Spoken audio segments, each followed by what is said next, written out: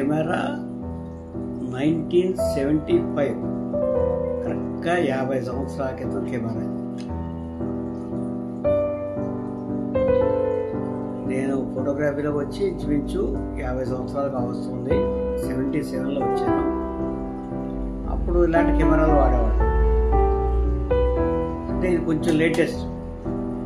ఇది యషికా 124C ఈ camera. అంతకుముందు కొంచెం ఓల్డ్ మోడల్ ఏంటంటే యషికా మ్యాట్, యషికా 635, దాని తర్వాత వచ్చిన మోడల్. అప్పట్లో ఈ కెమెరా ఖరీదు 3500 మాత్రమే. ఈ కెమెరాలో 12 ఫోటోలు మాత్రమే వస్తాయి. స్క్వేర్ టైప్లో ఉంటాయి, 120 సైజ్ అంటారు. స్క్వేర్ టైప్లో వస్తాయి 12 ఫోటోలు.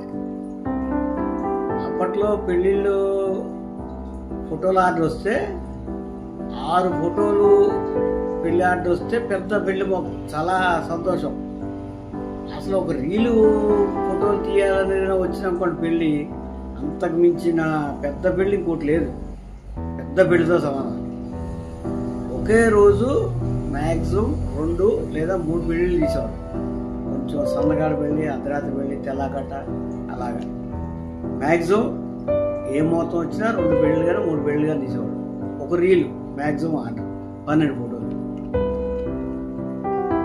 పైగా మా గురువు గారు మధ్య మధ్యలో కలర్ ఫోటోలు తీయాలని అని చెప్పి ఎవరన్నా అంటే ఒప్పేసుకునేవారు.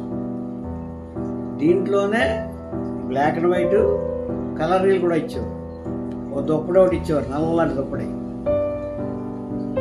ఈ సుముహూర్తం, తాళి కట్టేయి, దండలేసుకున్నప్పుడు ఇలాంటి ఇంపార్టెంట్ ఫోటోలు ఇందులో బ్లాక్ అండ్ వైట్ రీలు చీకట్లోకి వెళ్ళి దుప్పటి మూసేసుకుని ఆ రీల్ తీసేసి కరెక్ట్గా నోట్ చేసుకుని ఎంతవరకు తీసామో మళ్ళీ కలర్ రీల్ లోడ్ చేసి ఆ ఫోటోలు తీసి మళ్ళీ ఆ కలర్ రీల్ మళ్ళీ నోట్ చేసుకుని ఎంతవరకు తీసామో, ఎన్ని నెంబర్లు తీసామో గుర్తెట్టుకుని మళ్ళీ బ్లాక్ అండ్ వైట్ లోడ్ చేసి మళ్ళీ తీసాం.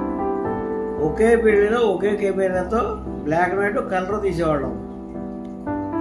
అలా ఉండేది అప్పుడు పరిస్థితి. ఇప్పుడంతా టెక్నాలజీ మారిపోయింది. 12 ఫోటోలు వస్తాయి. ఇంత పాతైనా ఇప్పటికీ ఇంకా కెమెరా కండిషన్లో, ఫుల్ కండిషన్. ఫోటో తీయడం అంటే ఇలా రీలోడ్ చేసి క్లిక్, ఇప్పటికీ క్లిక్ అవ్వదు. ఈ కెమెరాలో ఇక్కడి నుంచి రీలోడ్ చేస్తాడు. ఈ పైన ఒక రీల్ ఉంటుంది. ఈ పైన రీల్ పెడతారు, కింద రీల్ పెడతారు, పైన ఒక వీల్ ఉంటుంది. మనం ఆ ఫోటో తీయగానే వీలు తిప్పుకుంటే రీలు జరుగుతుంది. మళ్ళీ ఈ డోరు మూత గట్టిగా పెట్టేసుకో. 2 లెన్సులు ఉంటాయి. పై లెన్స్లోంచి మనకి ఎదురుకుండా ఆబ్జెక్ట్ కనపడతా ఉంటుంది, కింద లెన్స్లో ఫోటో ప్రింట్ అవుతుంది. ఈ లెన్సులు పాడవకుండా లెన్స్ గార్డు కూడా ఉండేది. అప్పుడు పై లెన్స్ కానీ పోయిందనుకోండి 2 లెన్స్కి గార్డు ఉండేది. అప్పట్లో ఫోటో ఫ్లాష్, లిబర్టీ ఫ్లాష్ అని ఒకటి ఉండేది. సంకదా తీసిన పక్కనే ఇదిగోండి పక్కన ఇచ్చాడు, దీన్ని పెట్టుకుని తీసేవాళ్ళం. లేదా అడుగు నుంచి ఒక రాడ్లో వచ్చి దాన్ని పెట్టి తీసేవాళ్ళం. గ్రూప్ ఫోటో తీయాలంటే లైటింగ్ దూరం అయిపోతుంది. ఇందులో ఎపార్చర్లు ఉంటాయి, పైన కనపడుతూ ఉంటాయండి. ఎపార్చర్ మార్చుకోవాలి. అదే ఫోటో ఏదైనా ఆ ఫోటో తీయాలంటే దగ్గరికి వెళ్ళి తీస్తే తెల్లగా వచ్చేస్తారు. అందుకని ఎపార్చర్ తగ్గించుకోవాలి. అలా తీసుకోవాలి ఫోటో. పూర్వం ఫోటోగ్రఫీ అలా ఉండేది. ఒకే కెమెరా, కలర్ కావాలంటే ఇందులోనే. గ్రూప్ ఫోటో తీయాలంటే వెళ్ళిపోవడం దూరంగా, ఇంకా జూమ్లో ఉండదు. ఇంక మనకి ఎంతమంది గ్రూప్ తీయాలంటే అంత వెనక్కి వెళ్ళిపోవడమే. క్లోజప్లు తీయాలంటే దగ్గరికి వెళ్ళిపోవడమే. ఇంకా అంతేగాని జూమ్లే ఉండేవి కాదు ఈ కెమెరా. మ్యాక్సిమం ఈ కెమెరాతో ఇలా ఫోటోలు తీసిన తర్వాత చాలామంది ఫ్రేమ్లు కూడా కట్టించుకుని వెళ్ళిపోయారు. అర్థం తీసిన ఫోటోలు 10 తీసుకొని 12 తీసుకోండి ఫ్రేమ్ కట్టించుకునేవాడు. ఫ్రేమ్ కట్టించుకుని వెళ్ళిపోయేవాడు. ఆ ఫ్రేమ్లు కూడా మా గురుగారు ఆయనే కట్టేవారు. ఆయన మా చేత కట్టించారు, చేసేవారు. ఒకసారి ఏమైందంటే ఒక పెళ్ళైన ఫోటోలు తీసాం, వచ్చారు. ఫోటోలు ఫ్రేమ్ కట్టించమన్నారు. సహజంగా మేమే కడతాం. మా గురువుగారు, మా ఓనర్ గారు పక్కన కూర్చుంటే మేమే చేస్తాం. ఆ రోజు ఎందుకు మా గురువుగారికి మూడ్ బాగున్నట్టు ఉంది. ఫ్రేమ్ నేను కడతాను అంటే మీ పని మీరు చూసుకోండి అన్నాడు.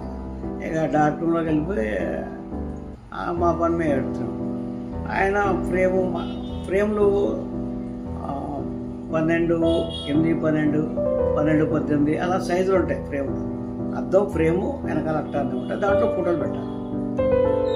ఆయన చదివేది మొత్తం.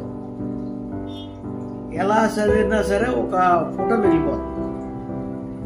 మళ్ళీ చదివేది ఒక అరగంట సేపు పట్టింది.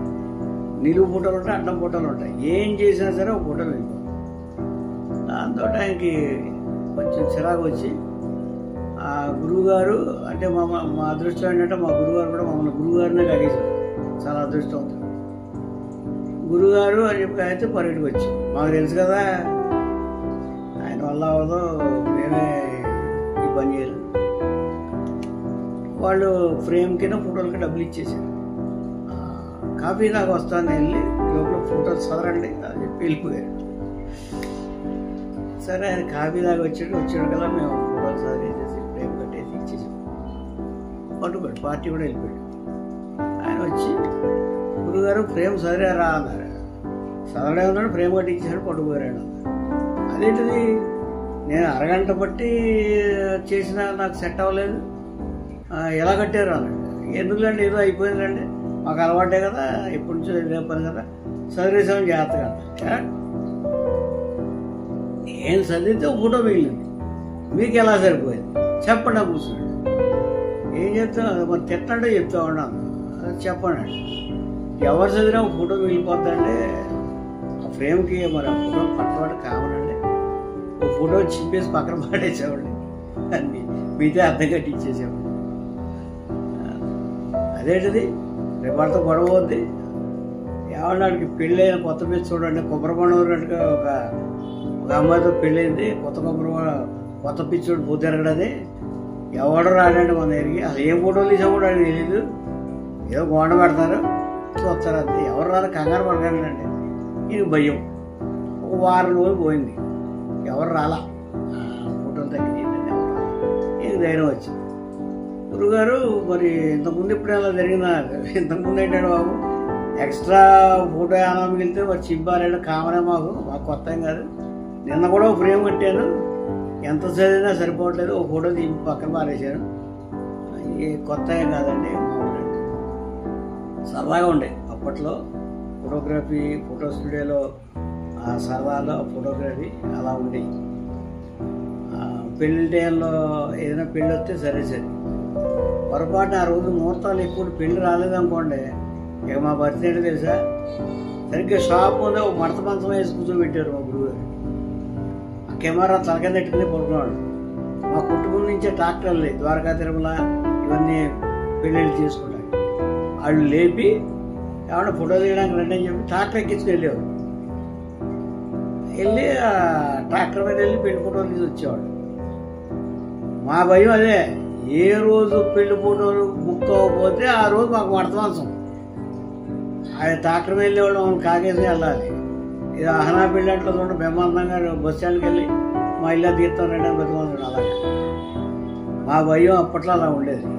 ఏమైనా సరే ఏదో పెళ్ళి తీసి తీరాలి ముహూర్తం ఉంటే, గురువుగారు అలాగా కేటాయించేవారు.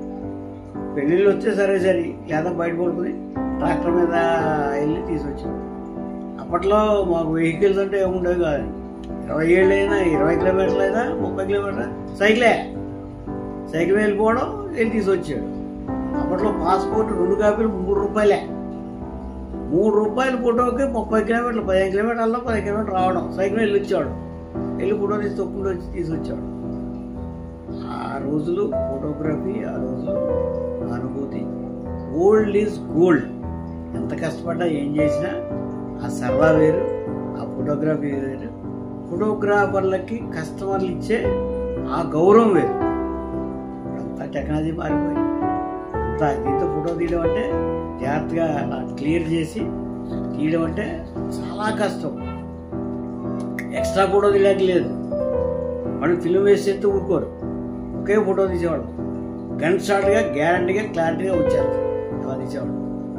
ఇప్పుడు అంతా డిజిటల్ టెక్నాలజీ వచ్చేసి పెళ్ళి అంటే 2000 ఫోటోలు తీసేయడమే, అందులో 200 100 అయిపోయినాయి.